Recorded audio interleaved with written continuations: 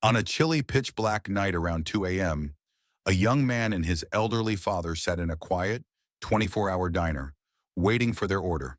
The father, slowly succumbing to dementia, had insisted on going out for some soup.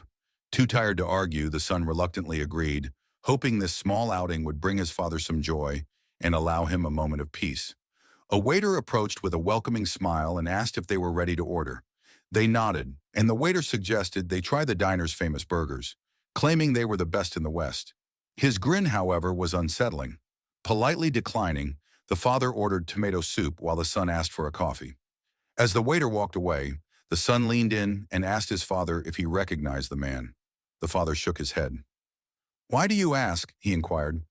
The son explained that the waiter resembled someone he'd seen on the news, someone wanted for murder in a neighboring state, but he admitted it could be just a coincidence. Unnerved, the father told his son to drop the subject. The son then excused himself to use the restroom, promising to be back soon. The father waited patiently. 10 minutes passed, then 15. Neither his son nor the waiter returned. He began to grow anxious. Where was his son? And where was the soup? Just as the question crossed his mind, the waiter reappeared carrying a bowl. "Took your time, didn't you?" the old man grumbled. "Apologies, sir," the waiter replied. "There were some issues in the kitchen." The father's concerns shifted. "Where's my son?" he asked. The waiter smiled, an eerie smile that sent chills down the old man's spine. "Oh, don't worry, you'll be seeing him soon." The waiter placed the soup on the table and walked away. The father, unsettled but hungry, picked up his spoon.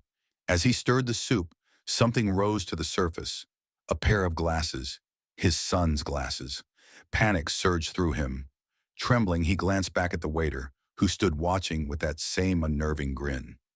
Overcome with rage and fear, the father grabbed a knife from the table and lunged at the waiter, driving the blade deep into his chest. The waiter collapsed, blood pooling around him. As the father tried to process what he had done, his son burst out of the kitchen screaming, "Dad, no!" It was a prank. We were just messing around. Shock and horror consumed the father. A prank? He stared at his son, then at the lifeless body on the floor. "Oh my God," he whispered. "I've killed him." Realizing the gravity of the situation, father and son acted quickly. They dragged the body into the walk-in freezer, hoping to buy time. After cleaning the blood, they planned to slip away unnoticed.